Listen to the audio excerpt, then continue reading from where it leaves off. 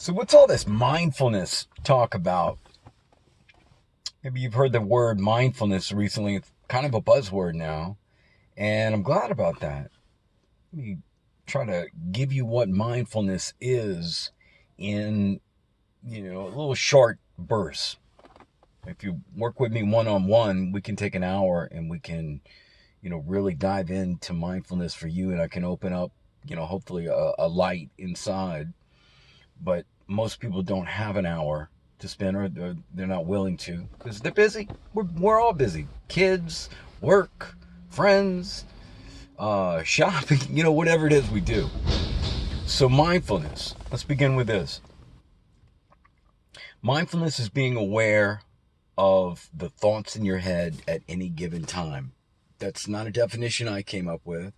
I'm not even sure who did, but that's what mindfulness is. In fact, none of this that I'm teaching you is from me. I learned it from a counselor when I was in treatment named Chris Shanks. Very much respect him and very grateful to him for turning the light on inside of me with mindfulness. And he got his information from a guy that lived 2,600 years ago named Siddhartha Gautama, aka the Buddha. So what is mindfulness? Well, again, let's start very, very slowly. Picture an orange. Now picture that orange being sliced in half. Can you see it? Can you see the juices? Can you almost taste the citrus? Can you smell it? I want you to conjure all of those senses up. Now the question I have for you is, are you the orange, or you the awareness of that orange? Of course you're not the orange. You're the awareness of the orange. And that awareness of the orange is the deepest, most basic part of you. That's all you are. You're just aware. You're aware of your thoughts. You're aware that there's a dialogue going on in your head at any given time, and it drives us crazy. It's absolutely just it's torture at times, right? But what we do with mindfulness is we can separate all those maddening thoughts, all those crazy thoughts, to just the core of you, the awareness. See, the mind is like a ticker tape at the bottom of a news feed. When you're watching the news, there's the scroll, and it's constantly feeding you information. Even when you don't want it, it's there, and you're reacting to it. Coronavirus, COVID-19. And in your mind, whoa, because all these thoughts keep popping in your head. How do you make them stop? You can't. There is no way to make them stop. Just like the heart is constantly beating by itself and pumping blood, the brain's job is to secrete thoughts all day long. Now, if you deliberately use your brain to figure out a math problem, okay, picture the number 2.